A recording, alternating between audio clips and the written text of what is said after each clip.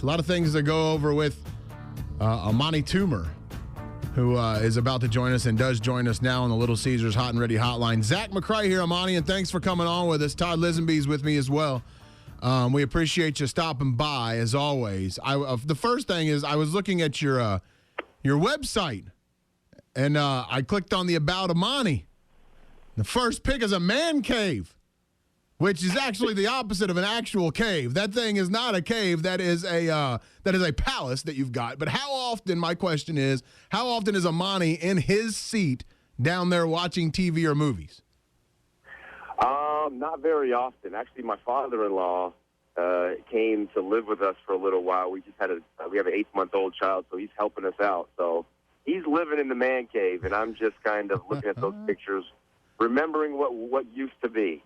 Yeah. When you didn't have 10 jobs, Amani, you have 10. You have at least 10 jobs. But we appreciate you cutting out some time for us. My producer Todd and I were just having this discussion on the air, and I don't know how much of this you have read so far, but I figure you'll have an opinion on it. But Chris Conte, the Bears safety, I don't know if you've seen this. He has suffered a back injury, 2 concussions, shoulder injury, an eye injury, all this season.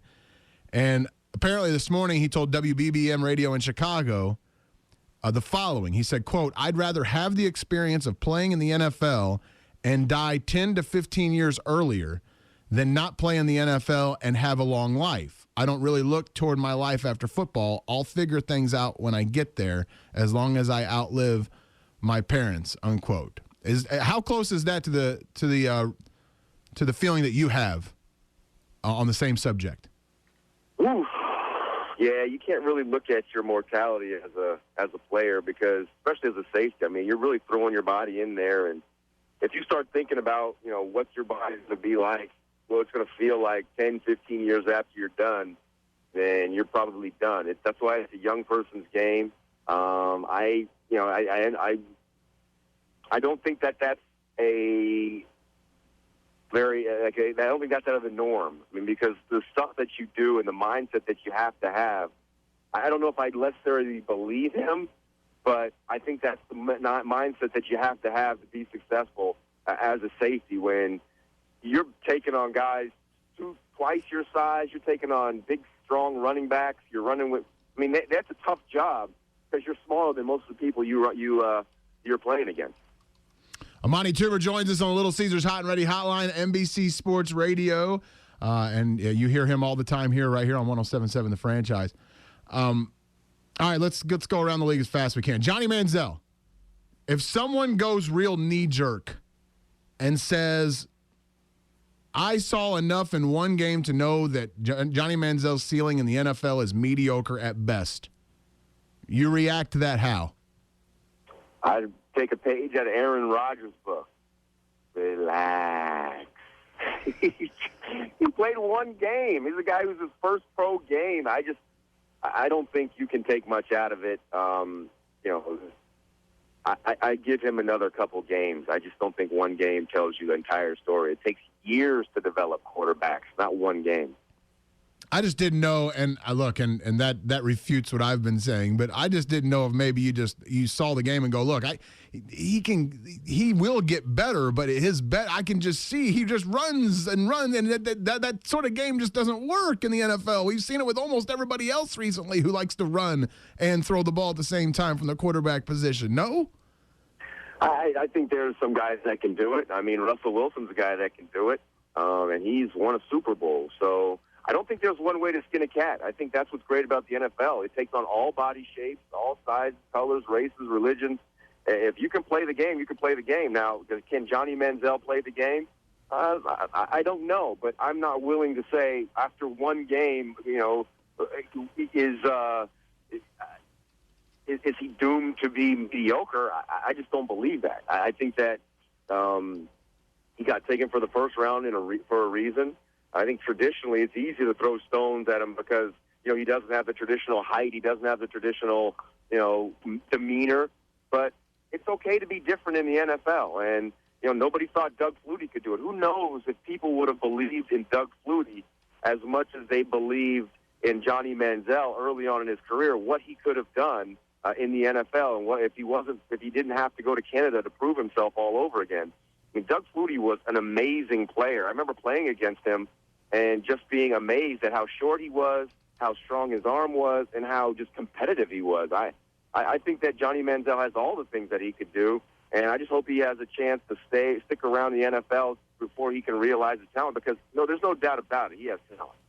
Amani, when you won your second Super Bowl, you guys really got hot in the playoffs, went on the road, I think 3 rounds in a row, if I'm not mistaken, before beating the Patriots, the undefeated Patriots in the Super Bowl.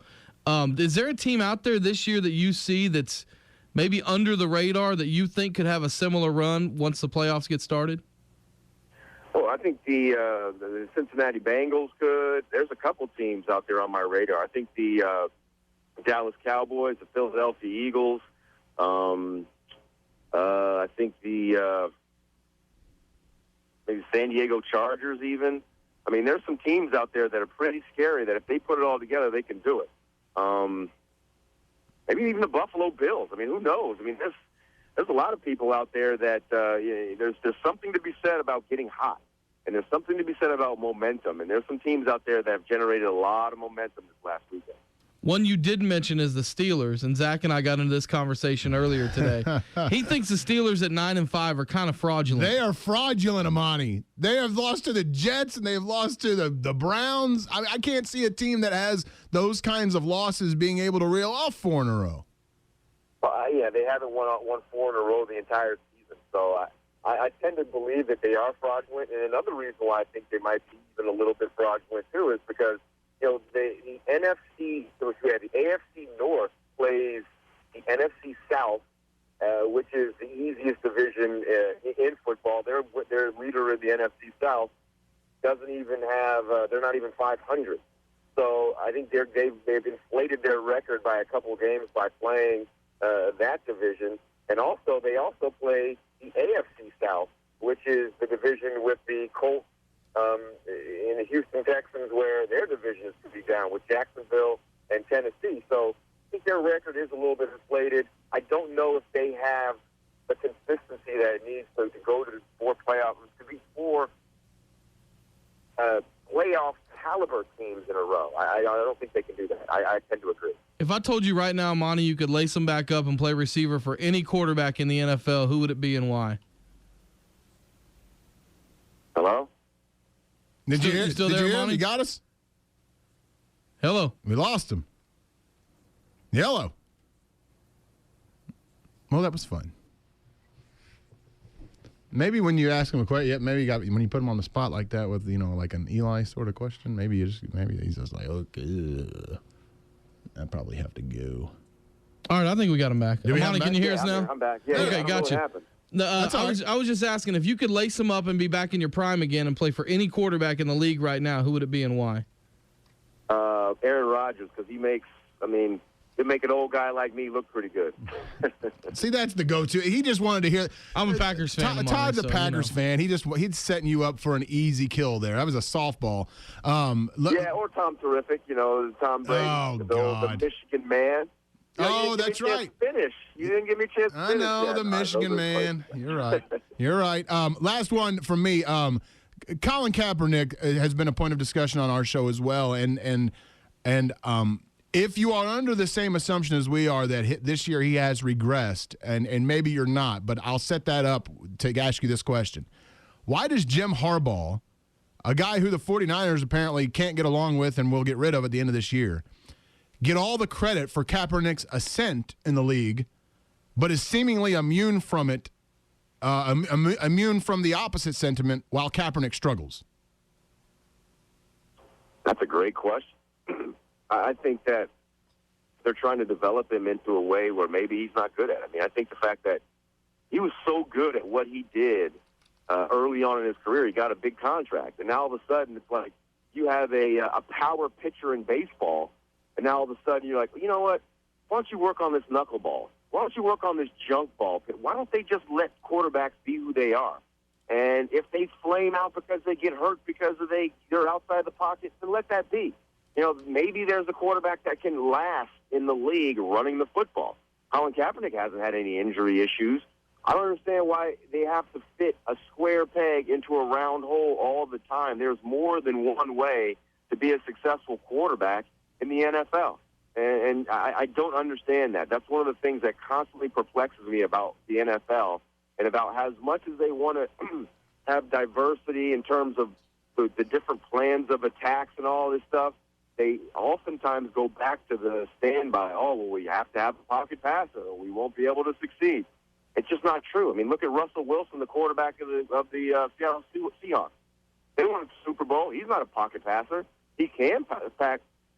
He can work in the pocket, but I think if you drop him back in the pocket 30 times during a game, I don't know how successful he'll be.